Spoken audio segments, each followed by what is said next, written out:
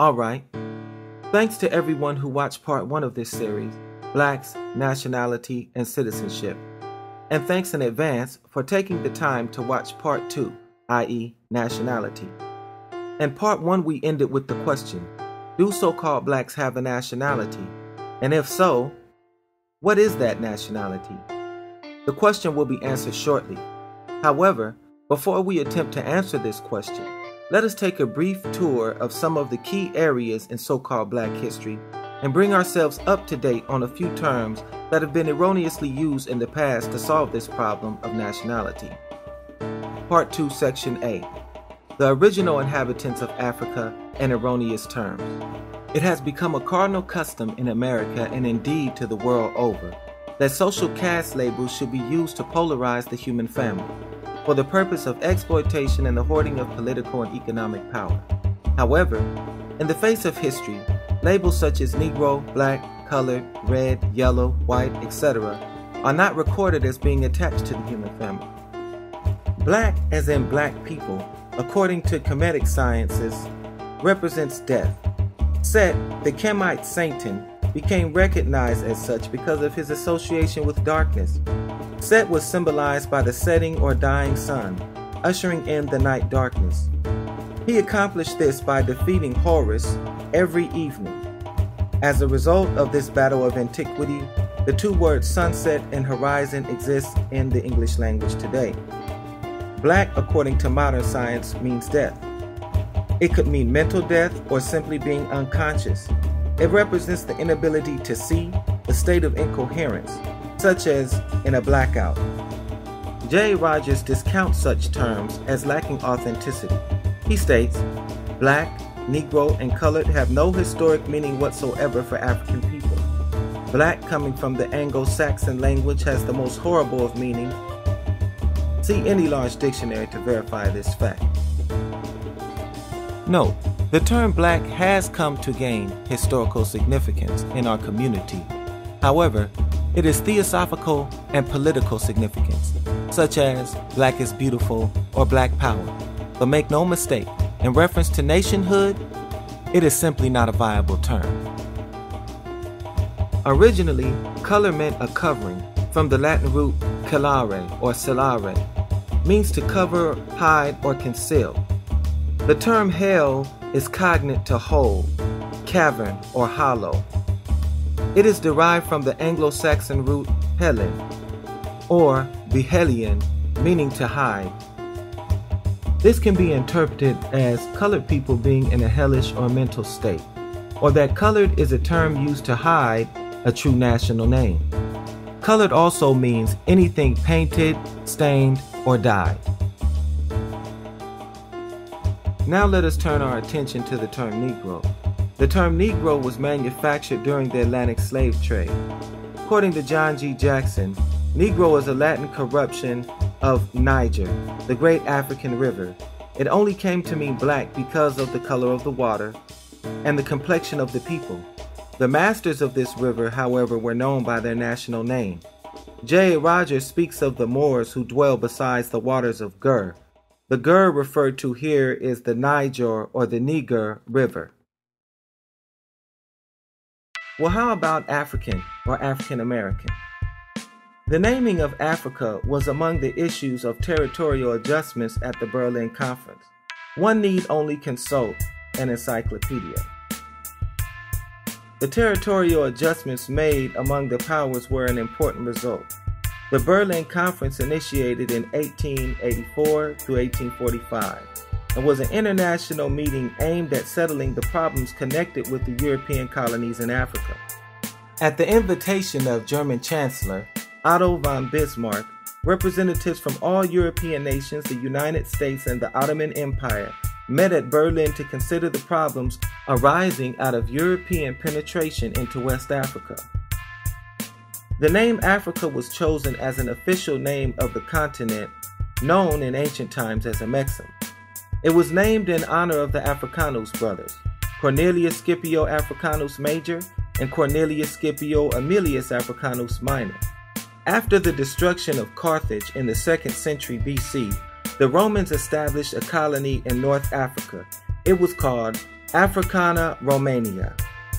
The word Africa meant a place where the climate is hot. The word is probably derived from the Egyptian word Afra, which meant fiery. Scipio Major and Minor received the attributes Africanus as a result of their military campaign against Carthage.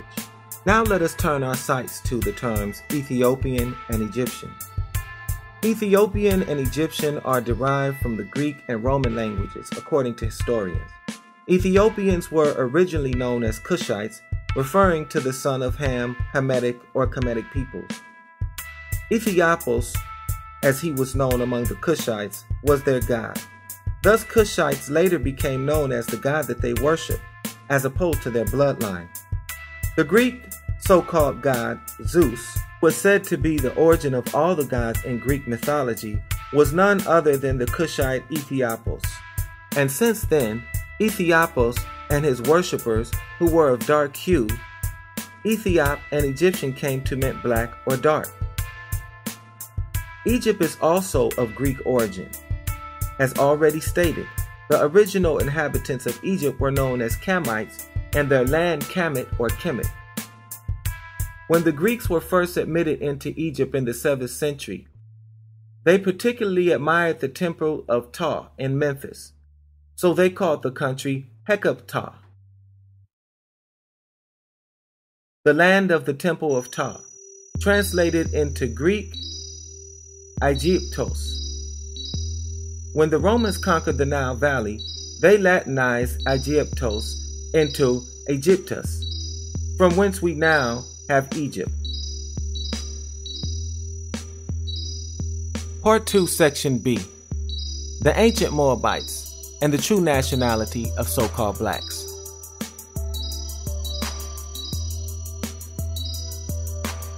The ancient Moabites from the land of Moab received permission from the pharaohs of Egypt to settle and inhabit northwest Africa. They are the founders and the true possessors of the present Moroccan Empire, with their Canaanite, Hittite, and Amorite brethren, who sojourned them from Asia and the Holy Land seeking new homes. Ancient Morocco is not to be confused with the present-day Morocco, African state. At the height of its power and splendor, the Moroccan Empire's influence extended from northwest to southwest Africa, across the Great Atlantic, even unto the present North, South, and Central America, Mexico, the Philippines, Sri Lanka, Malaysia, Hawaii, and the islands of Indonesia. Moroccan Moabites and Moroccan Arabs. Moors, descendants of Morocco, are not Arabs.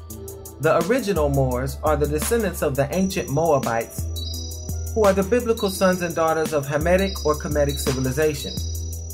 Moroccan Arabs are either Roman Arab immigrants or the former blended with the latter. When one sees a Moor being referred to as a Semite, it is in reference to the Moroccan Arab stock. Thus the Moors, Moroccan Arabs, are basically Arab Muslims whose installation in Africa is quite recent. Numerous manuscripts preserved by the principal families in Mauritania today since their departure from Yemen testify to this origin, according to Sheikh Anta Diop, African Origin of Civilization. However, J. Rogers, author and historian, points out in 100 Amazing Facts About the Negro that the original Moors are indeed descendants of the sons and daughters of Ham. He states, the most ancient names for so-called black people are Nesu, Nubian, Ethiopian, and Moor from ancient Egypt. The Moorish flag is a red flag with a 5-pointed green star in the center. The 5 points represent love, truth, peace, freedom, and justice.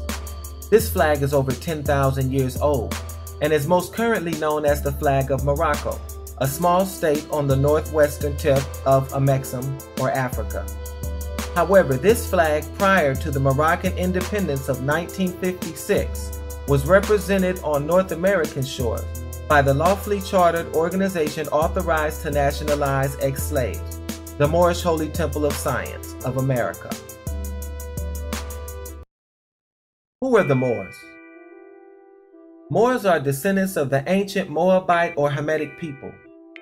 When one hears of the Moorish invasion of Spain, They may be under the assumption, due to traditional colonial miseducation, that Moors were Arab and not African. However, this is a misconception. According to J. Rogers in his classical work, Nature Knows No Color Line, he states, "These Africans were Moors, sometimes called Arabs because of their language." Further, George G.M. James, author of Stolen Legacy, states, "In the 7th century AD, the Moors, i.e. natives of Mauritania in North Africa, invaded Spain and took with them the Egyptian culture they preserved." He further states, "As such, the people of North Africa were the neighbors of the Egyptians and became the custodians of Egyptian culture, which they spread throughout considerable portions of Africa, Asia Minor, and Europe." Terms such as Negro, Black, Colored, Ethiopian, African, etc., used by many in referring to Moorish people, is a crime against humanity. One may speak of a person's complexion as being black, brown, tan, or pale, but in reference to nationhood, this is a sin. During the Atlantic slave trade, descendants of Africa, Moors, were branded with the names of their slaveholders. As a result of this crime, the slaves lost their true lineage, which was personified in their proper and free and national names. The names Chong, Jose, Bob, and Schumann all tell you of the nationality of those who carry them. Just as the descendants of Africa were stripped of their personal identity, so were they robbed of their national names. Descendants of these slaves, regardless of their pedigree, have since been lumped into several conglomerations of social classification. But this is a new time and era, when all men and women must proclaim their free and national name in order to be recognized by the governments in which they live and to all nations of the earth. And now there's only one thing left to do. Proclaim your Moorish nationality and link yourselves with the families of nations.